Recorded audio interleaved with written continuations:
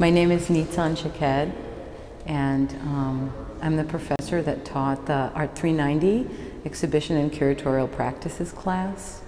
And we're sitting here today in the exhibition that the class curated.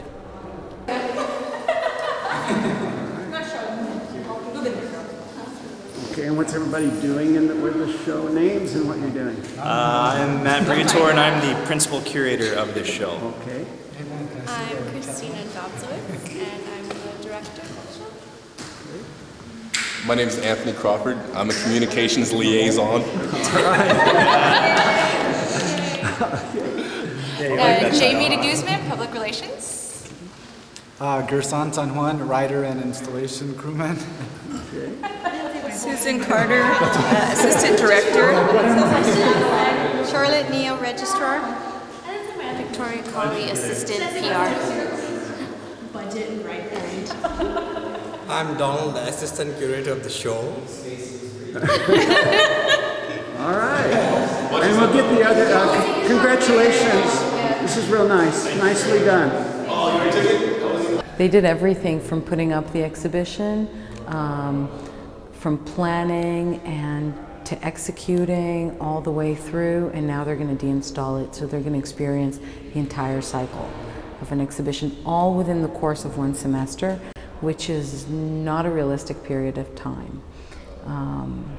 Meaning these things usually take at least a year. We did it all in the course of 2 months.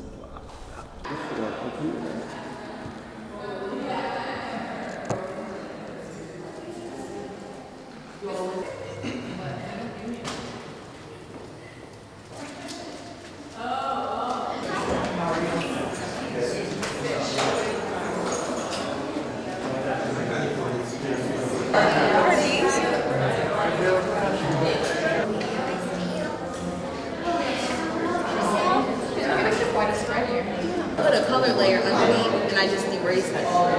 So the black and white pictures on top and the color layers underneath and I just erased it. Now what is that called when you do Photoshop.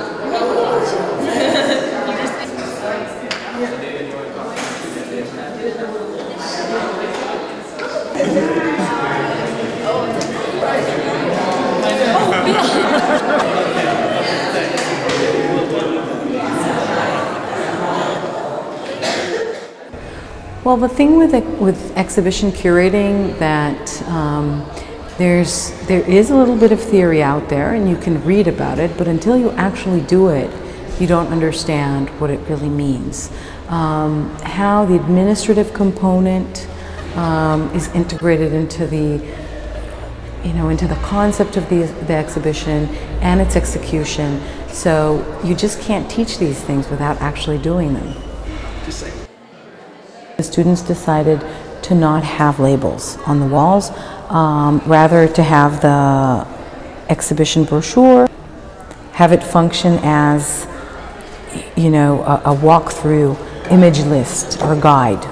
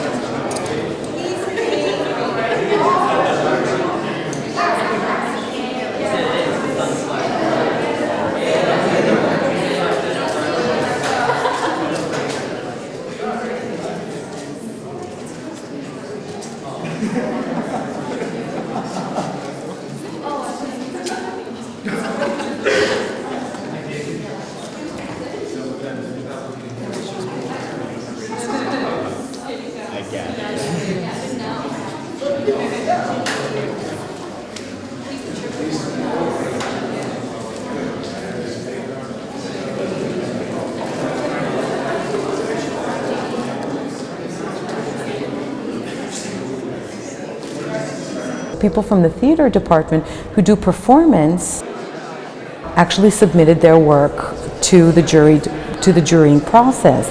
Now, the student who led this, James Dara is his name, very talented, very bright student who engages actually with these questions about the relationship between art and performance. Now, that has a rich history within art history since the 60s and the 70s, when artists started to do performance.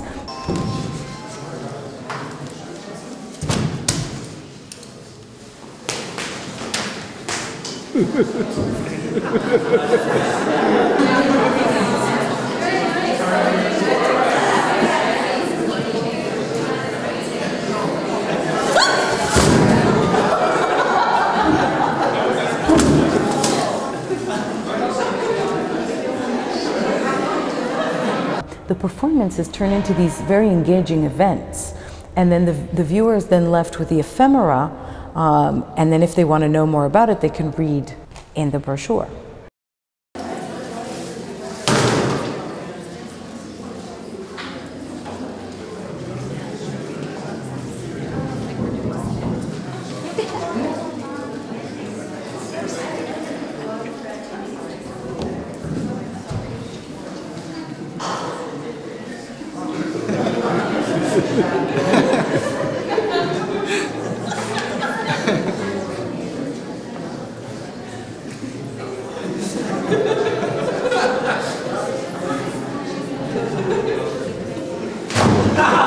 And I think had there not been such a strong element as a performance, probably artworks on the wall would have provoked that kind of response. We're used to that with art, that it's not just easily consumed by a large audience or the entire public. It's something you have to contend with.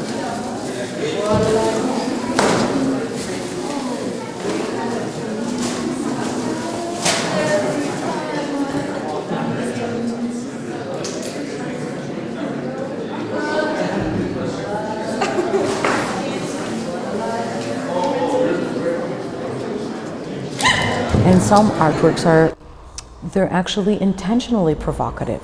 They are confrontational. So a lot of art comes from this tradition of confrontation.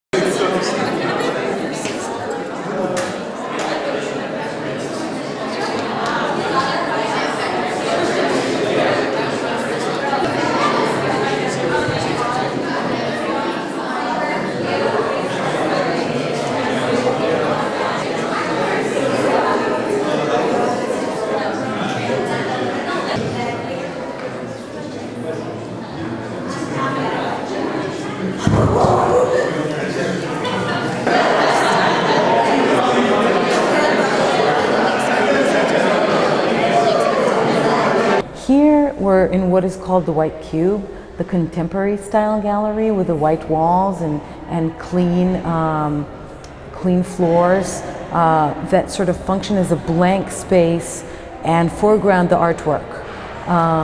And so we followed the guidelines of hanging contemporary art. And then we learned about different things that are just technical things. How high do you hang the art? What distance apart? How do you emphasize one thing over another? How you think about the interactions that happens between artworks, lighting, the movement of the viewer through space. There's a lot of elements to consider. So it was more, the class was more about giving, more than there are guidelines, maybe there are conventions of how to hang an exhibition. So we studied these conventions, and then we looked at what we have with the artwork and sort of worked in between. And then the students got to experience what are guidelines on the one hand, and what is practice and real life hanging of the work on the other.